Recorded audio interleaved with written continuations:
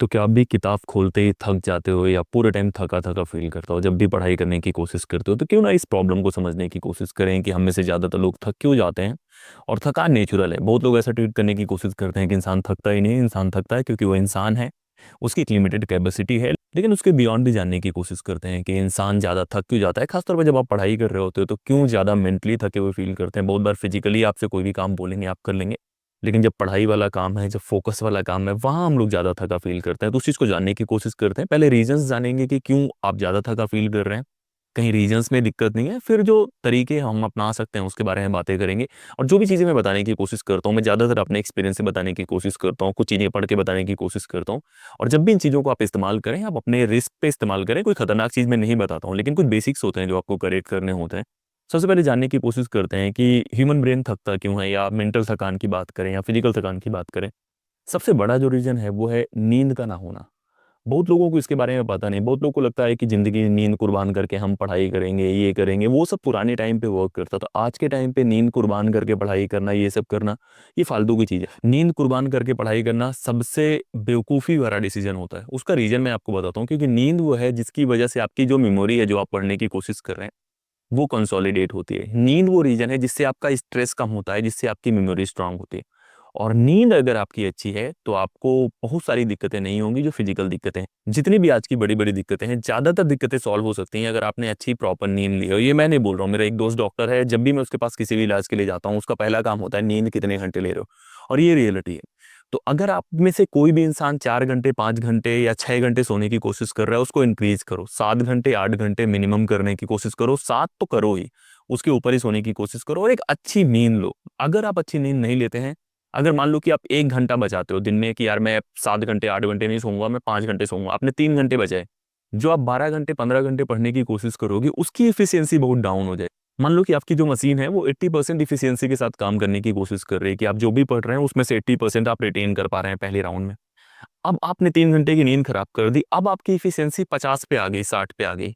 अब जितना भी पढ़ने की कोशिश करो, लास्ट में कैलकुलेट करो, जितनी भी नींद आपने कुर्बान करी थी, वो ज़्यादा नुकसानदायक है, वो मैथमेटिकल्स है नहीं।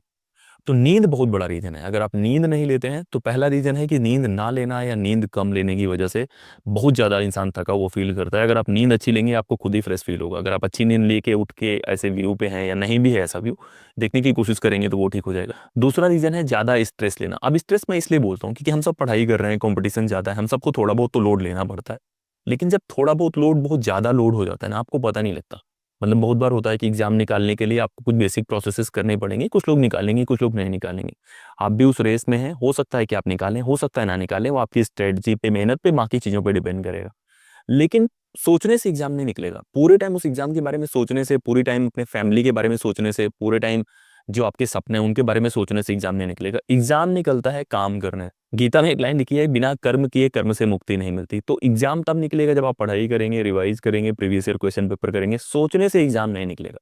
सपने देख सकते हैं, विजुअलाइज़ कर सकते हैं, लेकिन स्ट्रेस लेने की वजह से कहीं न कहीं एक केमिकल होता है जिसे हम कोर्टिसोल बोलते हैं, वो रिलीज़ होता है, वो मेमोरी का दुश्मन है। अगर वो ज़्यादा रिलीज़ हो गया, थोड़ा-सा तो काम करता है, थोड़ा-सा लोड लेना है, नहीं तो आप काम ही नहीं करेंगे, वो फ्रिक्शन की तरह।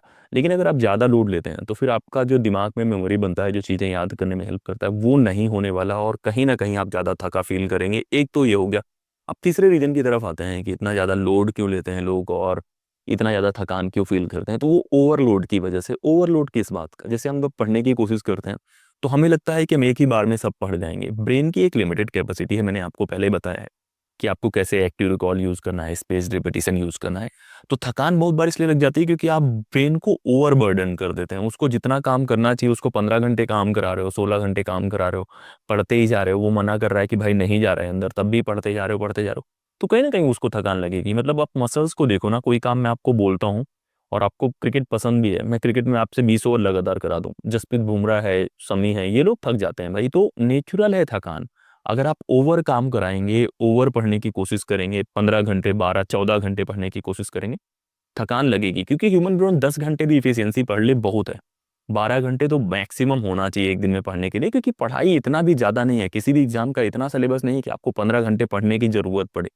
10 घंटे, 12 घंटे आप सही स्ट्रैटेजी से पढ़ देंगे, 8 घंटे भी अगर सही स्ट्रैटेजी से सही तरीके से पढ़ देंगे, मोर देन इनफ है। जो लोग बोलने की कोशिश करते हैं पूरी ज़िंदगी कुर्बान कर दो, सपने कुर्बान कर दो, नींद कुर्बान कर दो, उन्होंने एग्जाम को सही से नहीं समझा, उन्होंने सही से प्लान नहीं करा। बहुत सारे काम आप बहुत प्लानिंग से बहुत आसानी से कर देंगे। तो प्लानिंग के ऊपर ध्यान दो, उन चीज़ों के ऊपर ध्यान दो, ज़्यादा ब्रेन के ऊपर टाइम के और ज़्यादा उसको ओवर बर्डन करने की जरूरत नहीं है। अगर आप उसको ओवर बर्डन करते हैं तो कहीं ना कहीं दिक्कत आने वाली है। अब चौथा रीजन होता है कंपैरिजन का। हम में से बहुत लोग पढ़ाई कर रहे होते हैं, लेकिन पढ़ाई के दौरान हम लोग रीडिंग में जाते हैं, हमारे दोस्त होते हैं, वो लोग भी सिमिलर एग्जाम की तैयारी कर रहे होते हैं। तो हमें ये लगता है कि यार मैं कहाँ पे हूँ, वो कहाँ पे हैं। अब कंपैरिजन की वजह से क्या होता है कि आप खुद को इवेल्युएट तो कर रहे हो, लेकिन फिर कंपेयर करके कहीं ना कहीं दुखी भी हो जा रहे हो। स्ट्रेस भी रीजन हो सकता है, उसी वजह से आपकी नींद भी खराब हो सकती है। तो बहुत कंपेयर करने की जरूरत नहीं है। बहुत बार होता क्या है, हम सबकी जर्नी अलग है। जैसे मैं सोशल साइंसेस में हूँ, कोई दोस्त होगा साइंस में होगा, तो अब मैं दिन भर उससे अपनी लाइफ कंपेयर करूंगा, अपनी स्टाइल कंपेयर करूंगा, तो कहीं ना कहीं वो बेहतर नहीं है। कंपैरिजन से आप खुद को भी कहीं ना कहीं डिमेन करने की कोशिश करते हैं। तो आपको सीखना है, कोई इंसान अच्छा कर रहा है आप सीख सकते हैं, लेकिन पूरे टाइम उस कंपैरिजन वाले जोन में रहेंगे तब भी थकान लगेगी, क्योंकि ब्रेन आपका इन्फॉर्मेशन प्रोसेस करता है, वो रीजन तलाशता है कि अच्छा कहाँ पे आपको कमी है। तो ब्रेन बहुत स्मार्ट है, आप उसको झांसा भी दे सकते हैं, लेकिन वो आपको बेवकूफ़ भी बना सकता है।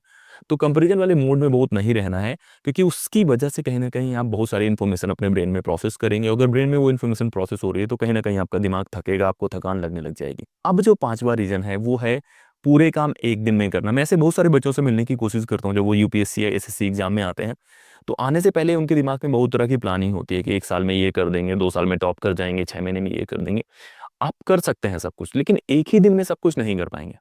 मतलब कोई भी एक दिन में सब कुछ नहीं कर पाता। एक इमारत बनानी है, कोई बोले कि यार मैं बहुत बड़ा आर्किटेक्ट हूँ, मैं बहुत अच्छा नक्शा बनाऊंगा, 2 दिन में बिल्डिंग खड़ी हो जाएगी, कोई नहीं बना सकता। टाइम लगता है, वक्त लगता है। आप भगवान के बारे में बातें करें, उनको भी वक्त लगा है चीज़ों को बनाने में, वो भी एक टाइम के हिसाब से होता है। कुछ काम वक्त लेते हैं।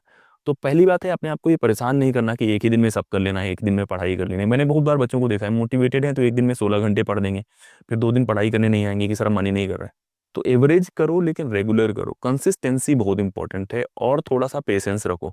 बहुत बार हम लोग होते हैं कि यार एक ही दिन में सब पढ़ के, एक ही दिन में कवर करके, एक ही दिन में नोट्स बना के आप खुद को परेशान करेंगे, थक जाएंगे। लॉन्ग रन में वो वर्क नहीं करता। लॉन्ग रन में वर्क करता है कंसिस्टेंट तरीके से, कछुआ वाली जो चाल होती है कि रेगुलर करो, जो करो उसको रेगुलर कन्वर्ट करो, हैबिट में कन्वर्ट करो, डिसिप्लिन में कन्वर्ट करो, फिर उस तरह से आगे बढ़ती जाती हैं चीज़ें।